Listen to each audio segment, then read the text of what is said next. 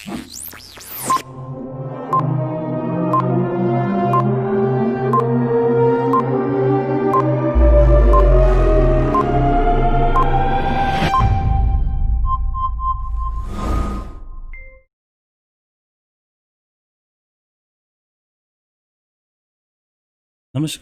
आप सबका स्वागत है हमारे इस YouTube चैनल मस्ती की पाठशाला 501 और आप देख रहे हैं फेमस शो जियो जीके 365। देखिए, एक चौंका देने वाली खबर है। यूएई स्टार्टअप अरब वर्ल्ड्स फर्स्ट न्यूक्लियर प्लांट। अरब राष्ट्रों में सबसे प्रथम यूएई ने अपना न्यूक्लियर पावर प्लांट स्टार्ट किया हुआ है और वो क्रिटिकल कंडीशन तक पहुंच गया। मतलब now it is ready to operate on a commercially. Okay, काफ़ी खास खबर है और सामरिक तौर पर भी ये काफ़ी खास है। ओके, और भौगोलिक दृष्टया जहाँ पर जो ये प्लांट बनाया हुआ है, मिडल ईस्ट एक काफ़ी ट्रिबुलेंट एरिया है। वहाँ पर ईरान, इराक और इज़राइल जैसे राष्ट्र है, प्लस यूएई, यमन, इनके बीच में ऑलवेज स्क्रिमिशेस चलता रहता है और प्रॉब्लमेटिक सिचुएशन है वहाँ पर।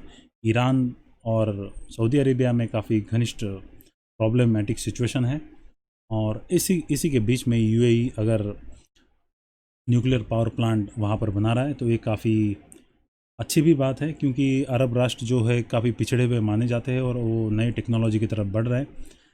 इस लिहाज से साइंटिफिक तौर के हिसाब से ये काफ़ी अच्छा है, लेकिन भौगोलिक तौर पर, सामरिक तौर पर काफ़ी चिंता की बात है। हाँ, बने रहिए मेरे साथ और अधिक जानकारी के लिए एग्जैक्टली ये क्या है और किस तरीके से इस डेवलपमेंट को हमें देखना चाहिए एग्जाम पॉइंट ऑफ व्यू से। यह है डायरेक्ट खबर द न्यूयॉर्क टाइम्स से। ओके, जो सीधा यूएस से रिपोर्टिंग करता है। UAE become the first Arab nation to open a nuclear power plant.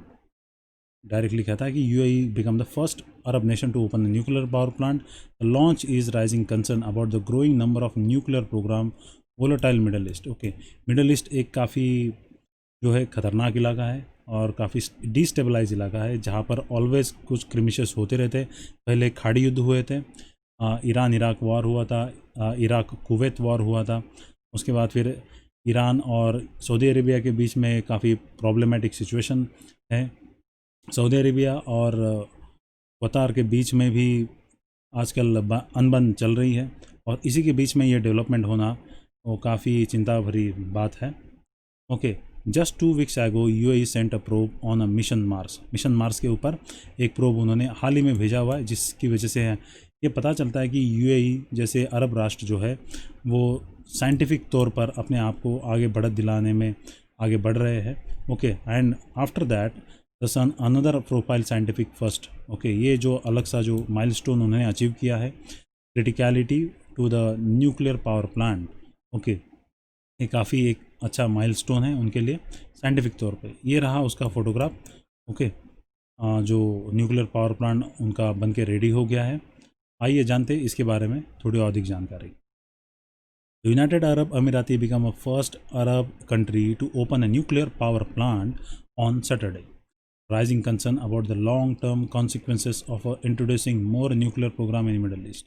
Okay, ये काफ़ी चिंता की बात इसलिए है क्योंकि मिडल ईस्ट डिस्टेबलाइज एरिया है और वहाँ पर ही मिडल ईस्ट जैसे एरिया में ही आईसिस का जन्म हुआ था। वहाँ पर ही जो है रेडिकल इस्लाम का जन्म है, वहाबिज़म है, बहुत सारे फैक्शंस है और यमन में वॉर चल रहा है, गृह युद्ध चल रहा है, सीरिया में प्रॉब्लम है और ईरान में प्रॉब्लम है, इराक में प्रॉब्लम है। तो इस तरीके से डिस्टेबलाइज एरिया में यहाँ पर न्यूक्लियर पावर प्लांट आना और न्यूक्लियर मटेरियल से रिलेटेड कोई चीज़ होना, ये काफ़ी चिंता भरी बात भी है।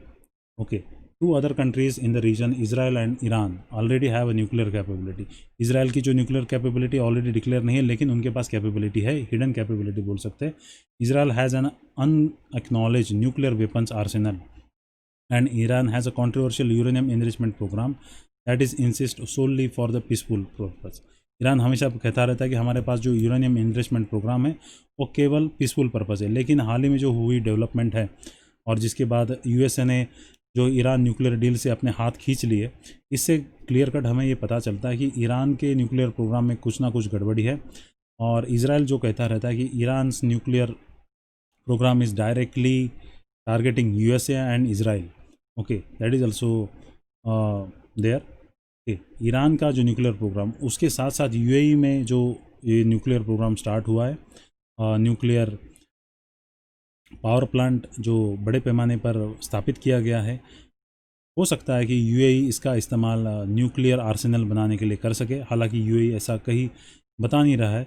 ओके, तो लेकिन हो सकता है कि इसका इस्तेमाल हो, क्योंकि यूएई और सऊदी अरेबिया का गठजोड़ है और सऊदी अरेबिया ईरान का एकदम कट्टर दुश्मन है।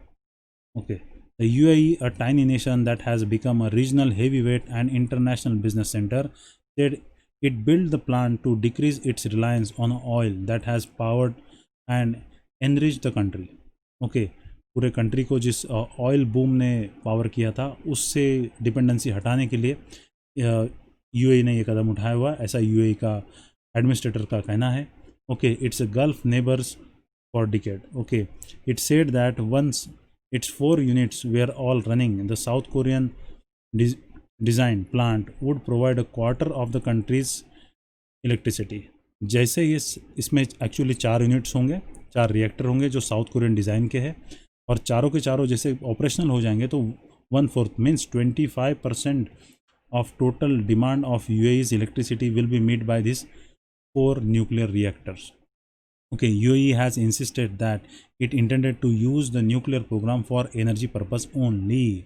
Okay, UAE का कहना है कि वो केवल एनर्जी पर्पज़ यूज़ करेंगे, लेकिन एट द एंड प्रोडक्ट जो रिएक्टर से निकलता है, अगर उसके बाद UAE अगर न्यूक्लियर फ्यूल एनरिचमेंट कैपेबिलिटी अगर एक्वायर कर लेती है तो हो सकता है possibility UAE and Saudi Arabia में acquire a nuclear arsenal in future.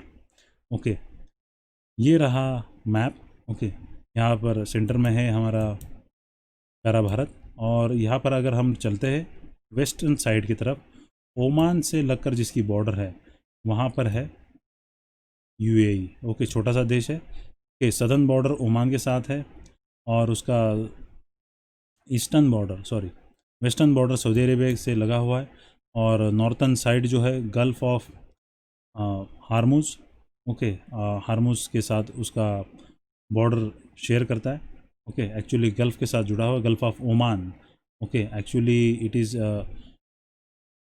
Sharing the border with UAE. Okay, आगे और देखते हैं. देख सकते हैं ये छोटा सा टाइनी सा देश है जो ऑलवेज़ न्यूज़ में रहती है. एक बसलिंग सिटी दुबई भी जो है यूएई में है, लेकिन दुबई यूएई की राजधानी नहीं है, अबू धाबी यूएई की राजधानी है. और ये जो न्यूक्लियर पावर प्लांट बना है वो बराक न्यूक्लियर पावर प्लांट है. हाल ही में 2017 में इसके ऊपर अटैक हुआ था. ओके, टेररिस्ट ने अटैक किया था, तो हो सकता है कि ये प्रॉब्लमेटिक सिचुएशन हो. ये देख सकते हैं पर्शियन गल्फ़ है ये, और स्ट्रेट ऑफ हार्मुज़ है. ओके, जो चोक पॉइंट बोलते हैं ये वो है. ओके, यहाँ पर ईरान है, बंदर अब्बास जो ईरान का इलाका है, यहाँ पर आप देख सकते हैं. तो it is directly under the threat of Iran के डायरेक्ट थ्रेट में है, और उसी के लिए शायद इन्होंने बनाया हो सकता है. ये एक कहना है कुछ विशेषज्ञों का, लेकिन हमें एग्जैक्टली पता नहीं. बट जो यूएई कह रहा है कि वो शांतिपूर्ण न्यूक्लियर एनर्जी चाहता है, शायद उसी के लिए उन्होंने ये बनाया होगा.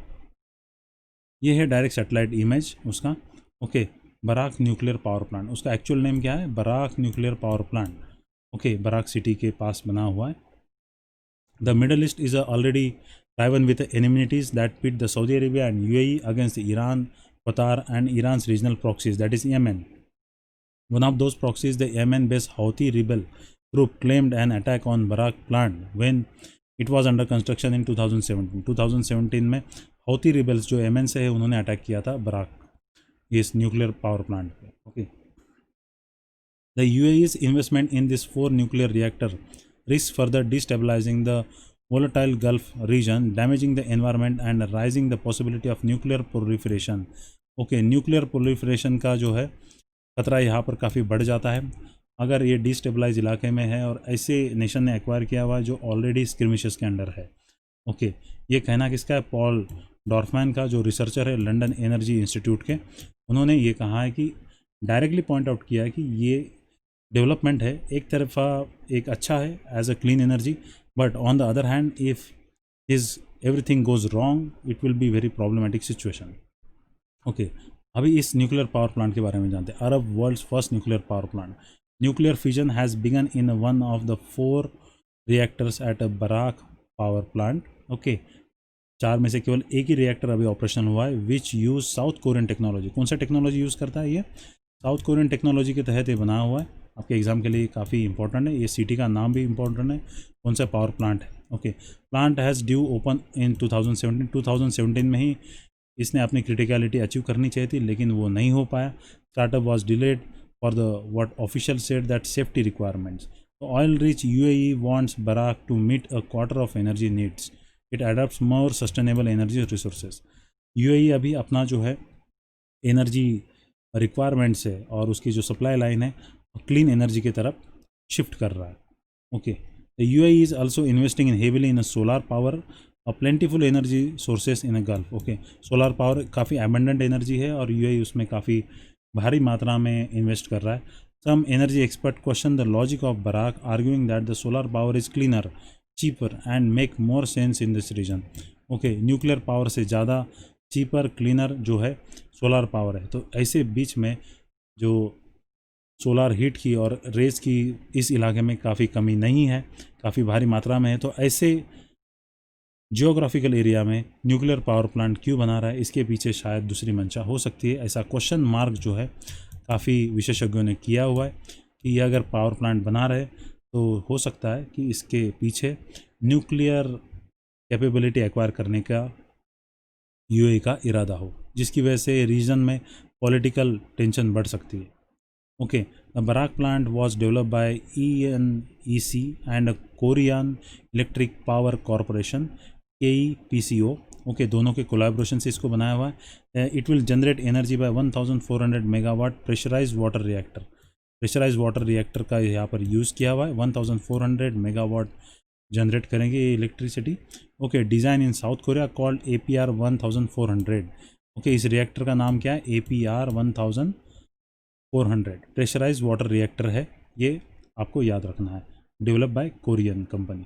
Okay, it will provide up to 25% of UAE's electricity needs once fully operational, and it will help prevent release 21 million tons of carbon emissions equivalent to the removing 3.2 million cars off the road। Okay, ये claim किया जा रहा है UAE की तरफ से कि अगर जैसे ही ऑपरेशनल हो जाएगा 25% एनर्जी रिक्वायरमेंट मीट करेगा और कार्बन एमिशन जो है 3.2 मिलियन कार्स जितना कार्बन एमिट करती है उतना जो है कम कर देगा ये। ओके, उसको उनको रिप्लेस कर देगा। कार्बन एमिशन जो है इफ़िशेंसी बढ़ा देगा, मतलब एमिशन कम कर देगा।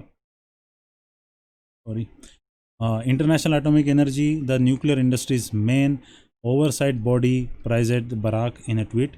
IAEA ने काफ़ी इसको सराहना की है क्योंकि 2009 में सिविलियन न्यूक्लियर एग्रीमेंट यूएई ने किया था यूएसए के साथ। उसके तहत ही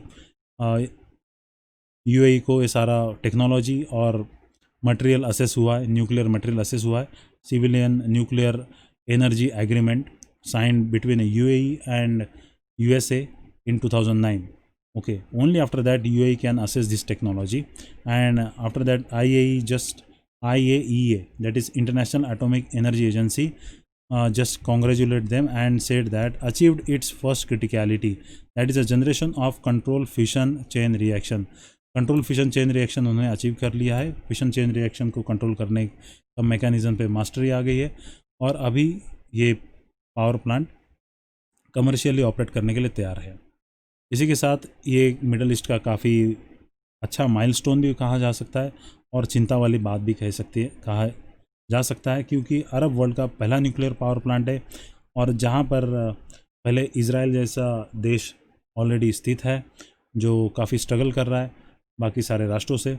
बीच में ईरान है, ईरान का टेंशन है, इराक भी है, आईसिस का जन्म जहाँ पर हुआ था और वहाबिज़म भी है, और येमेन में होस्टाइल वॉर चल रहा है। ऐसे सिचुएशन में न्यूक्लियर डेवलपमेंट होना और उसको पीसफुल बने रहना ये काफ़ी चिंता की बात है। ये तो भविष्य ही बताएगा कि यूएई क्या इसका इस्तेमाल न्यूक्लियर वेपन बनाने के लिए कर रहा है, नहीं कर रहा है, या फिर ओनली अपने प्रॉमिस पर कायम रहेगा और इसका इस्तेमाल केवल और केवल एनर्जी के लिए करेगा। ये देखने वाली बात होती है। इसी के साथ मैं इस वीडियो का अंत करता हूँ। Thanks for watching this video till the end. Okay, Before leaving, I just wanted to remind, don't forget to like, share, comment and subscribe. Your suggestions are very valuable for me. Okay, if you find any mistake, please write in a comment. आपको क्या लगता है कि UAE का ये development है, सही है, गलत है? प्लीज़ कमेंट बॉक्स में लिखिएगा। और क्या यूएई इससे न्यूक्लियर बॉम्ब बनाएगा, नहीं बनाएगा, कितनी संभावना है, परसेंटेज आप कमेंट में लिख सकते हैं। ओके, इसी के साथ मैं विदा लेता हूँ। Stay home, stay safe, keep learning, keep growing, stay cool and be successful. सदा आगे बढ़ते रहिए और जीवन में हमेशा सक्सेसफुल होते रहिए। आपकी उन्नति में ही देश की उन्नति है, आपके प्रोग्रेस में ही देश का प्रोग्रेस है। आप सक्सेस होंगे और देश के काम आएंगे, इससे अच्छा और क्या हो सकता है। इसी के साथ मैं आपसे विदा लेता हूँ। जय हिंद, जय Bharat. PD Ramakrishna signing of.